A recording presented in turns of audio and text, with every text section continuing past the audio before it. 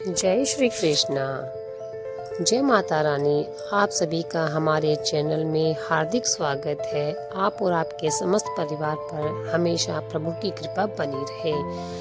कार्तिक मास में प्रतिदिन ही हम दीपदान करते हैं, लेकिन फिर भी कुछ विशेष तिथियां भी होती हैं जिनमें की विशेष देवी देवता के निमित्त हम दीपदान करते हैं। इन्हीं में से एक दीपदान होता है यम के निमित्त। मृत्यु के देवता और भगवान सूर्य के पुत्र यमराज के निमित्त हम दीपदान करते हैं। ऐसा करने से मृत्यु का भय समाप्त हो जाता है, अकाल मृत्यु से दुर्घटना से बचा जाता है, स्वस्थ जीवन की प्राप्ति होती है।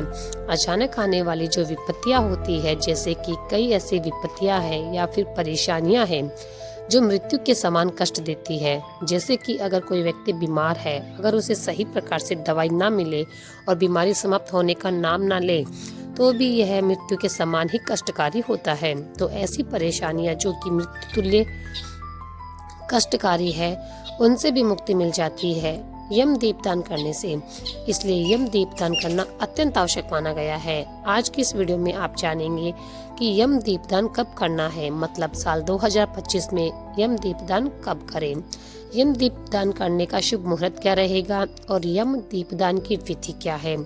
इस प्रकार से यम निमित्त दीपदान कैसे करें, दीपक किस प्रकार से प्रयोग करें, कौन सा दीपक लेवें, किस प्रकार की बाती का यूज करें, तेल या घी किस प्रकार से हम उसमें डालें, दीपक जलाते समय कौन सा मंत्र बोलें और यम दीपदान किस दिन करें, नरक चतुर्दशी या फिर धनतेरस पर।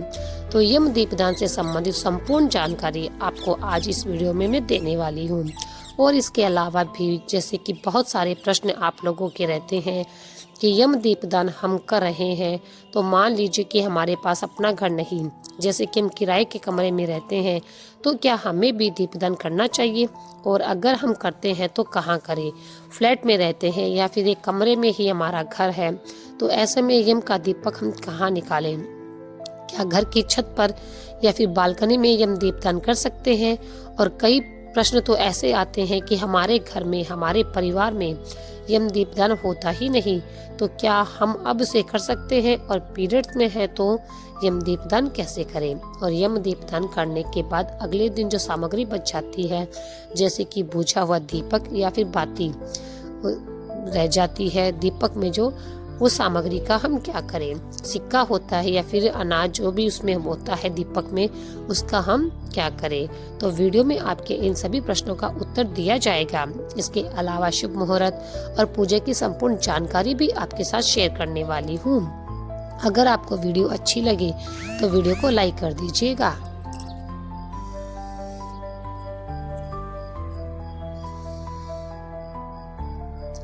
क्योंकि आपके लाइक्स, आपके कमेंट्स मेरे लिए बहुत महत्वपूर्ण होते हैं, एकमात्र जरिया है जिनसे मुझे पता चलता है कि आपको ये वीडियो अच्छी लगती है और ये वीडियो आपके लिए उपयोगी सिद्ध हुई है। तो चलिए सबसे पहले जानते हैं यम दीपदान हमें कब करना है। देखिए, स्कंद पुराण कहता है कि कार्तिकस्य पक्षे त्रयोदश्याम निशामुखे यम दीपम बहिदधात अपमृत्युतर्वी नशदी, अर्थात कार्तिक मास के कृष्ण पक्ष की त्रयोदशी तिथि के दिन सायंकाल में घर के बाहर यमदेव के उद्देश्य से अगर दीप रखा जाता है तो अपमृत्यु का निवारण होता है। इस विषय में पद्य पुराण में भी वर्णित है कि पद्य पुराण कहता है कि कार्तिकस्य पक्षे त्रयोदश्याम पावके यम दीपम व हृदय घाते अपमृत्युतर विनश्यति, अर्थात कार्तिक मास के कृष्ण पक्ष की त्रयोदशी तिथि को घर के बाहर यमराज के लिए दीपदान देना चाहिए। इससे मृत्यु का नाश होता है, अर्थात अकाल मृत्यु या फिर दुर्घटना से मृत्यु नहीं होती। तो ऐसे में पद्य पुराण में भी और स्कंद पुराण में भी स्पष्ट लिखा है कि यम के निमित्त दीपदान कार्तिक मास की कृष्ण पक्ष की त्रयोदशी की संध्या काल में करना चाहिए। ठीक है, तो ऐसे में कई स्थानों पर धनतेरस के दिन ही दीपदान करते हैं यम के निमित्त, और कई स्थानों पर नरक चतुर्दशी पर यम का दीपदान करते हैं। तो कई स्थान ऐसे हैं कि मतलब कई परिवार, कुछ क्षेत्र ऐसे हैं जहाँ पर कि धनतेरस से प्रारंभ करके भाई दूज तक पूरे 5 दिन तक यम के निमित्त दीपदान किया जाता है। तो यह तो देखिए परंपराएं हैं, अपने अपने रिचुअल्स होते हैं। ये तो रीति रिवाज हमारे बुजुर्गों ने बताए हैं, हमें उसी प्रकार से नियम का पालन भी करना चाहिए। तो आपको इस बात का ध्यान रखना चाहिए कि आपके परिवार की क्या परंपराएं हैं। अगर आपके परिवार में धनतेरस से लेकर यम का दीप का दान करते हैं तो आप धनतेरस के दिन कीजिए। अगर नरक चतुर्दशी पर यम का दीपदान करते हैं तो नरक चतुर्दशी पर करिए। और अगर आपके घर में इस परंपरा है कि धनतेरस से लेकर भाई दूज तक पूरे 5 दिन तक यम के निमित्त दीपदान किया जाता है तो आप पूरे 5 दिन तक यम के निमित्त दीपदान करिए। ठीक है, परंपरा जिस प्रकार से हमारे घर में बनी है, परिवार में बनी है या फिर हमारे घर में होती है, उसी प्रकार नियम का पालन करना चाहिए। अब इस विषय में एक प्रश्न आता है कि हमारे घर में नहीं होता यम का दीपदान। ठीक है, मतलब पहले से कोई नहीं करता तो क्या अब हम कर सकते हैं? हाँ, बिल्कुल कर सकते हैं, क्योंकि यम के निमित्त दीपदान सभी को करना चाहिए। ठीक है, और वैसे भी कार्तिक मास में तो हम प्रतिदिन दीपदान करते ही हैं, अलग अलग देवताओं के नाम से दीपदान करते ही हैं, तो आप यम का दीपदान भी कर सकते हैं। और अब जानते हैं कि यम दीपदान करने के लिए आपको कौन सी सामग्री चाहिए, किस प्रकार से यम का दीपदान आपको करना है। देखिए, सबसे पहले आपको चाहिए एक मिट्टी का दीपक जो कि चौकोर होना चाहिए। अच्छा, आप चाहे तो आटे का भी दीपक बना सकती हैं। दीपक चौमुखी होना चाहिए। इसके बाद आपको चाहिए 2 बातियां लंबी वाली। ठीक है, बातियां आप चाहे तो रुई से भी बना सकते हैं या फिर कपड़े से बना सकते हैं। मतलब कोई पुराना कपड़ा हो उससे भी बना सकते हैं, सूती कपड़ा हो या फिर पूजा की दुकान पर लंबी बातियां मिल ही जाती हैं, आप वहां से ले सकते हैं। लंबी बातियां 2 चाहिए जो कि हम दीपक में डालते हैं।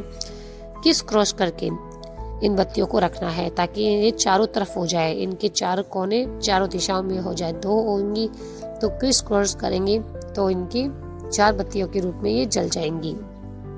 अब दीपक में आपको इसको रखना है और इसमें तिल का तेल डालना है। कड़वा तेल होता है उसे डालते हैं, या फिर आप चाहे तो इसमें सरसों का तेल प्रयोग कर सकते हैं, पर सरसों का तेल ना ही प्रयोग करें तो बेहतर है, आपको तिल के तेल का ही प्रयोग करना चाहिए। अब इस दीपक में आप थोड़ी सी राई के दाने, जैसे कि कुछ दाने चुटकी भर राई, काली वाली जो राई होती है ना, वो डाल दीजिए।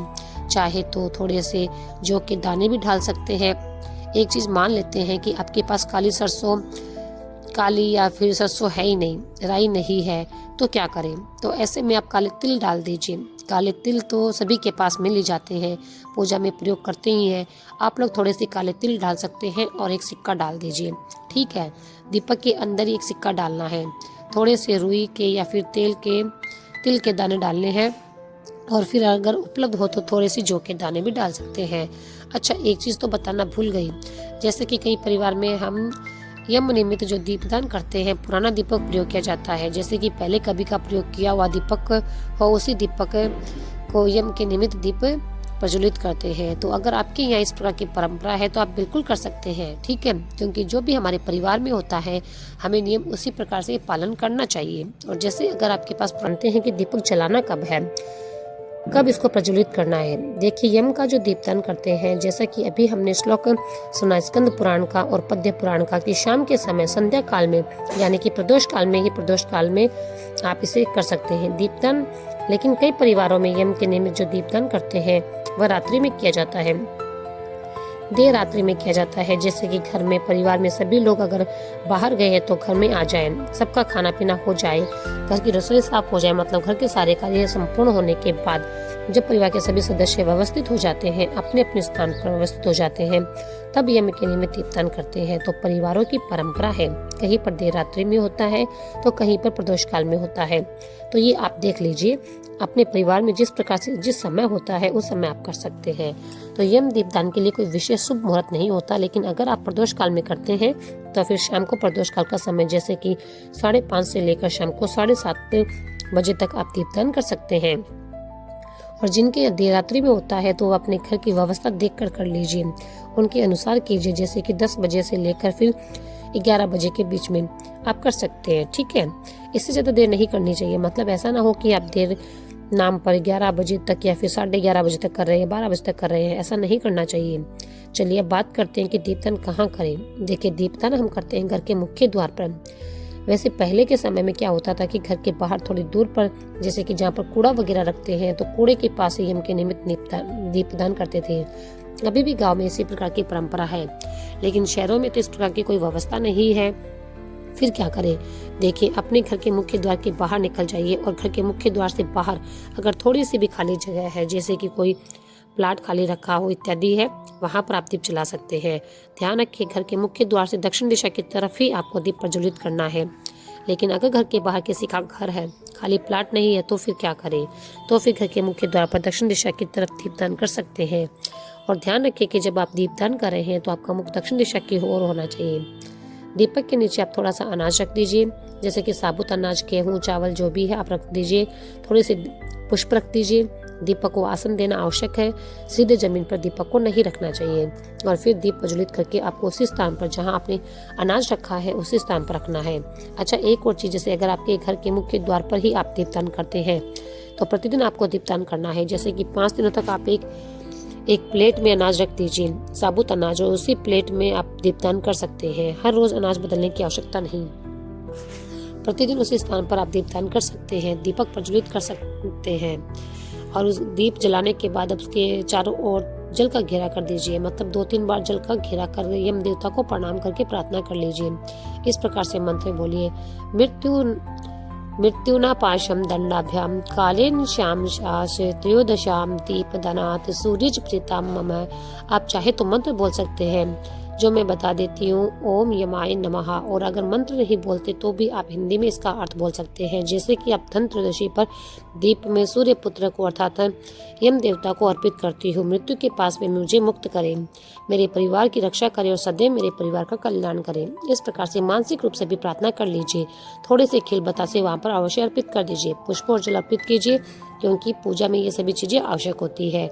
तो ये दीपदान इसी प्रकार से करना है।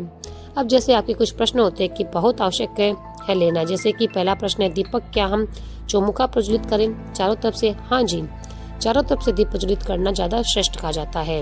कहा जाता है कि हम जो यम के निमित्त दीपदान करते हैं, इसका अर्थ है धर्म, काम और मोक्ष चारों पदार्थों की प्राप्ति हो जाती है। चारों दिशाओं से यमराज हमारी रक्षा करता है और किसी भी प्रकार की परेशानी किसी भी दिशा में आ रही हो तो यमराज हमारी उनसे रक्षा करते हैं। इसके अलावा दिशाएं खुल जाती है, जैसा कि कई बार क्या होता है कि परिवार में कोई बंधन होता है, किसी के किराए का बंधन हो सकता है, हमारे पूर्व जन्म के कर्मों का बंधन हो सकता है। तो चौमुख दीपदान करने से सभी प्रकार के बंधनों से मुक्ति मिल जाती है, चारों दिशाएं प्रकाशित हो जाती है और फिर कराए तंत्र मंत्र के प्रभाव भी समाप्त हो जाते हैं। इस प्रकार से यम दीपदान चौमुख करने से और चौमुख दीपदान करने से ज्यादा श्रेष्ठ है।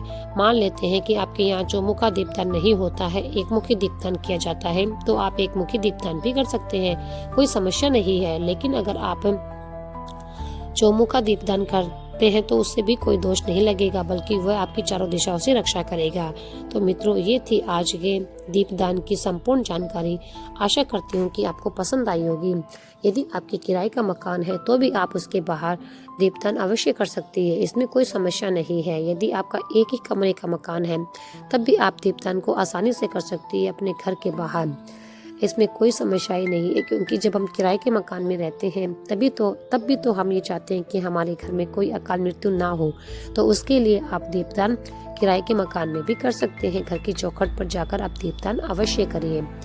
घर के बाहर सामने गली में रख दीजिए, पर आप दीपदान अवश्य कीजिए। अपने घर में है तो दीपदान कीजिए, यदि आप किराए के मकान में है तो भी दीपदान कीजिए।